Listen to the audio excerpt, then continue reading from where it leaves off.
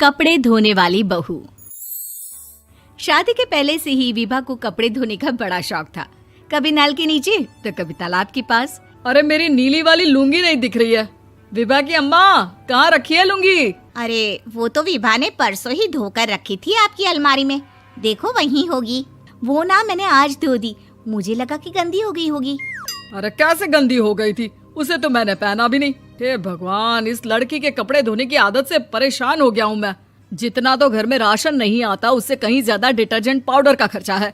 इसकी शादी करवा दो, शादी जाए अपने घर में ही करे काम, फिर चाहे घर के कपड़े धोने हो या पूरे गांव के। हाँ ठीक बोल रही हूँ, देखता हूँ मैं कोई लड़का। वो दिन भी आ जाता है जब विभा को देखने लड़के वाले आ जाते हैं। लड़की मुझे अच्छी लगी। होने वाली सास कहती है, बेटी अगर कुछ पूछना है तो पूछ लो। वैसे तो हमारी लड़की बहुत ही शर्मीली है, जो बोल दो वो मान लेती है, इसे क्या पूछना होगा। अरे कैसी बात कर रही हो माँ, मुझे इन लोगों के घर रहना है, सवाल तो कई है। हाँ हाँ बेटा, पूछ लो ना, क्या पूछना है। आप लोगों के घर कपड़े कौन धोता है? सास का मुंह बन जाता है। देखो, अगर तुम ये कहना चाहती हो कि तुम्हें कपड़े धोने नहीं आते तो सुन लो, कपड़े मैं ही धोती हूँ, लेकिन तुम्हारे आ जाने के बाद मैं रुमाल तक नहीं धोऊंगी। अरे चुप रहना भाग्यवान, बहू बेचारी घर आई नहीं, उसे डराना शुरू कर दिया। वो क्या है ना बिटिया, अभी तक तो ये कल्लू की माँ ही धोती थी, लेकिन अब तुम्हारे पापा तो दहेज में वॉशिंग मशीन देंगे ही। तभी विभा की माँ बोल पड़ती है, सवाल भी पूछा तो क्या। वैसे भाई साहब, मशीन की तो फिर भी कपड़े धोने की कैपेसिटी होती है। मतलब जो बिटिया दे रहे हैं ना विभा, इसे कपड़े धोने का बहुत शौक है। ये आप लोगों के क्या, आस पड़ोस गांव मोहल्ले सबके कपड़े धो दे और उफ तक ना करे। बाहर देखा नहीं आपने कितने कपड़े सूख रहे हैं?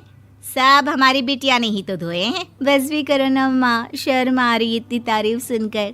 और तो और एक दाग निकाल कर दिखाओ तो मान जाऊं। हाँ अच्छा, माफ करना बेटा, मैंने गलत समझा। हमें तो रिश्ता बहुत पसंद है। और ऐसे जुड़ जाता है रिश्ता कपड़े धोने का शौक रखने वाली विभा का। उसकी शादी हो जाती है कोयला फैक्ट्री में काम करने वाले कल्लू के साथ। शादी के बाद अचानक विभा चिल्लाती हुई सास के पास आती है। सासू माँ, अरे सासू माँ कहाँ है आप? ये तो धोखा है, धोखा दिया आप लोगों ने मुझे। इसे ससुर के चक्कर के बारे में पता चल गया। अरे तो उसमें तुझे क्यों धोखा मिला है? अरे नल में पानी नहीं आता, कपड़े कैसे कब धुलेंगे? अच्छा, तू पानी नहीं आ रहा उसकी बात कर रही है। तो आपने क्या सोचा? कुछ नहीं। अच्छा, तेरी माँ ने कहा था कि कपड़े धोने का शौक है तुझे, याद आया मुझे। शौक बोलकर कपड़े धोने वाले मेरे जुनून को कम ना आके सासू माँ, कपड़ा धोना मेरा गुरूर है। तभी पति भी वहाँ आ जाता है। अभी मैंने इसे सनी देओल की फिल्म दिखाई है, उसी के डायलॉग मार रही है माँ। अच्छा सुन, साफ साफ बता रही हूँ, पानी सुबह 4 से 6 और शाम को 10 से 12 आता है, समझी? विभा टाइमिंग सुनकर हैरान हो जाती है। ये क्या भूतों का मोहल्ला है? सुबह 4 बजे उठकर कौन कपड़े धोता है? 4 बजे टंकी में पानी जाता है, फिर सारा दिन धोना ना, किसने मना किया? अरे कैसी बात कर रही हैं? 200 लीटर की टंकी में कितने कपड़े धो लूंगी मैं? सुबह ही उठ जाऊंगी मैं। अब क्या था, विभा सुबह 4 से लेकर रात के 12 बजे तक कपड़े ही धोती रहती। एक रोज सास पड़ोस से निकलकर कहीं जा रही होती है कि साथ वाली कहती है, हाँ कल्लू की माँ, जरा ये बताओ कि 2 साड़ी है, 2 ब्लाउज और एक पेटीकोट और एक नाड़े वाला लंबा कच्छा। हाँ तो? अरे तो क्या, कितना लोगी धुलाई ये बताओ। धोबन दिख रहे हैं हम क्या? हमारे पति सरकारी नौकरी से अभी रिटायर हुए हैं और बेटा सुपरवाइजर है कोयला फैक्ट्री में। धोबन समझ रखा है हमें? हाय रे कल्लू की अम्मा, माफ कर दो, वो तो मोहल्ले में यही सब बता रहे थे कि तुमने बहू को कपड़ा धुलवाने के काम में लगा दिया है। सास को पड़ोसन की बात सुनकर गुस्सा आ जाता है। वो घर पहुंचती है जहां घर के बाहर ही इतने सारे कपड़े सूख रहे होते हैं जितने कि किसी धोबन के घर पर। अरे ओ कल्लू की दुल्हन, बाहर निकल। माँ जी यहीं आ जाओ, बाथरूम में चादर धो रहे हैं हम। अरे अभी हम धोते हैं, तुमको बाहर निकलो। ये आस पड़ोस वाले बोल रहे हैं कि हम बहू से कपड़े धुलवा कर उसे कपड़ा धोने वाली बना दिए हैं। अरे छोड़ो ना माँ जी, किन लोगों की बातों में आती हो? आस पास के लोगों का तो काम ही होता है कि वो किसी तरह सास बहू को लड़ा दे।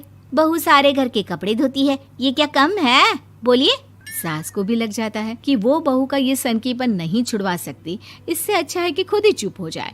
एक रोज सास और बहू मंदिर जाते हैं, जहाँ सास की साड़ी वहाँ खड़ी भीख मांगने वाली से मिलती है। माँ जी क्या बात है, आपकी साड़ी उस भिखारन से कितनी मिल रही है ना? हाँ हाँ देखो तो, दोनों की साड़ी मिल रही है। क्या बात है कल्लू की अम्मा, तुम खुद को तो अफसर की बीवी बताती हो और ऐसी सिंपल सी प्लेन साड़ी पहनकर घूमती हो। सिंपल और प्लेन नहीं है ये साड़ी। तो क्या सोने के धागे से फूल बने हैं?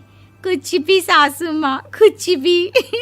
हाँ बने थे इस साड़ी में सोने के धागे से फूल। मेरे पति लेकर आए थे मद्रास से स्पेशली मेरे लिए 10,000 की। ताहे भाई साहब इस भिखारन के लिए भी सेम टू सेम साड़ी लेकर आए होंगे 10,000 की। सास उस वक्त तो कुछ नहीं कहती, लेकिन बहू के साथ घर आती है और अलमारी से एल्बम निकाल कर लाती है। ये साड़ी देख रही है, ये वही साड़ी है जिसे मैंने अभी पहना था। इस साड़ी में ये जो चमकदार फूल दिख रहे हैं ना, ये सोने के धागों से काढ़े गए हैं।